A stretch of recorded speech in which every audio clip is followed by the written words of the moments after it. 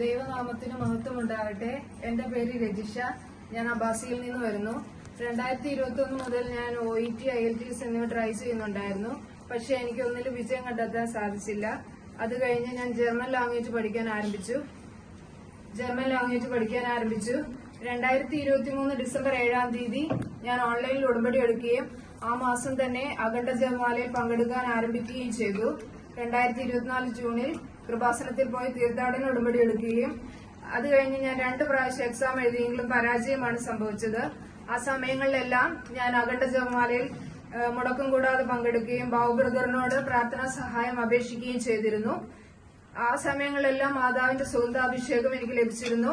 തിരിയൽ അടയാളങ്ങളും വിശുദ്ധ കുർബാനയിൽ പോകുമ്പോൾ മാതാവിന്റെ പ്രസൻസ് ലഭിച്ചിരുന്നു. അത് കഴിഞ്ഞ് മൂന്നാമത് ഞാൻ 1 പ്രാവശ്യം കൂടി എക്സാം എഴുതി.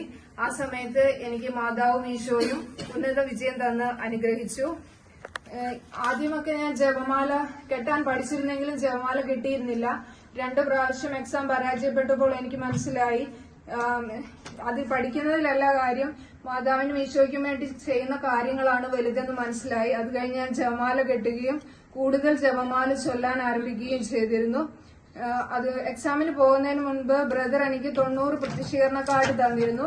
ഞാൻ അത് സിറ്റിയിൽ കൊണ്ടുപോയി എല്ലാവർക്കും കൊടുക്കുകയും ചെയ്തിരുന്നു. എനിക്ക് അല്ലാതെ എന്റെ കാലിന് ഉപ്പൂറ്റിക്ക് ഒത്തിരി വേദന ഉണ്ടായിരുന്നു. ആ സമയത്ത് ബ്രദർ തൈലം തന്ന് തേച്ച് അതും എനിക്ക് പൂർണ്ണമായും സുഖപ്പെട്ടു.